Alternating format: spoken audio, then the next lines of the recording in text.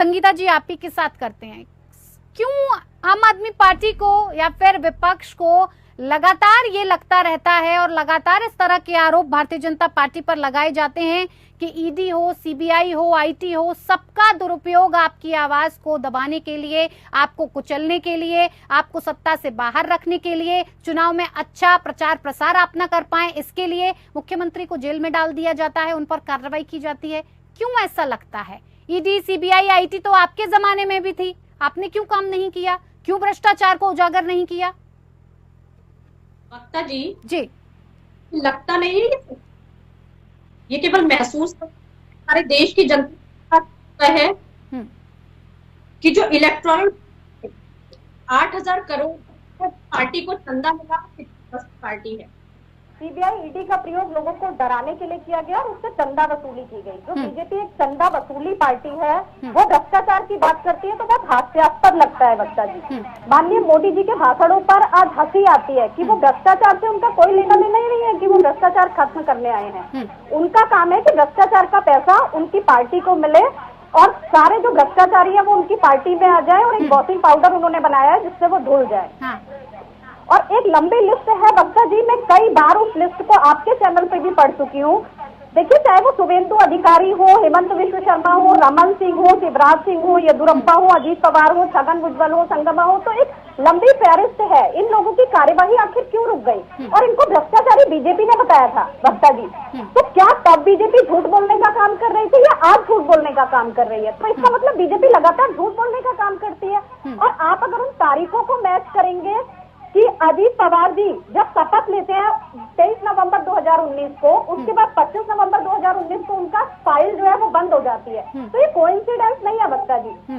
आप बीजेपी में जाइए और अपनी फाइल को बंद कराइए, दूध के धुले हो जाइए, वॉशिंग पाउडर निर्मा की तरह। और देखिए, आज ताजा उदाहरण आपके सामने है, अवैध खनन के जिसके खिलाफ 9 मामले हैं सीबीआई के, और वो शराब घोटाला नहीं हुआ है, वो बीजेपी में चले जाते हैं।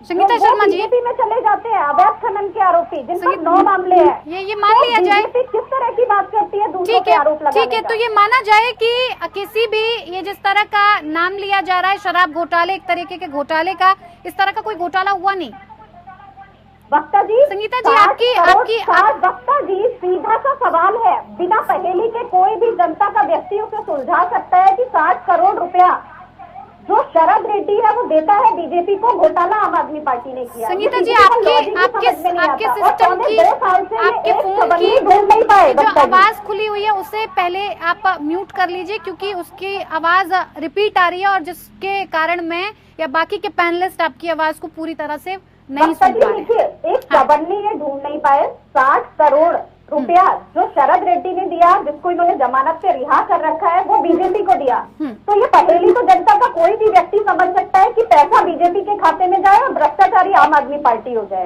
ये कैसा लॉजिक है बीजेपी का, समझ में नहीं आता वक्ता जी। और आप उसे जमानत पे रिहा भी कर दे। जनार्दन रेड्डी जिन पर 9 सीबीआई के मामले हैं, उनको आप अपनी पार्टी में ले लें और फिर कहें हम भ्रष्टाचारी नहीं है। तो सारे भ्रष्टाचारी तो आज आपकी पार्टी में है, सर से लेकर के पैर तक बीजेपी आज भ्रष्टाचारियों की ही पार्टी बन चुकी है और पूरी की पूरी उसी गंगा में नहाई हुई है।